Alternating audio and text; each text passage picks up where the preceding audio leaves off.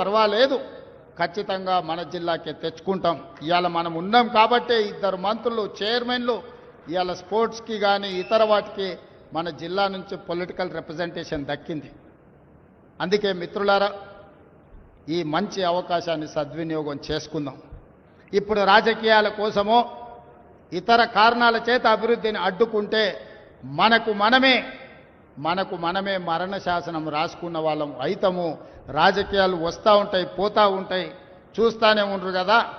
ఒకప్పుడు ఏ పార్టీని బతకనియేమో, ఎవరు రాజకీయం కాదు కదా, నిద్రలో కూడా శాసనసభ్యులు అవుతామన్న ఆలోచన చెయ్యొద్దు అని ఆనాడు అక్రమ కేసులు పెట్టి ఎంతమందిని జైళ్ళకు పంపించారు.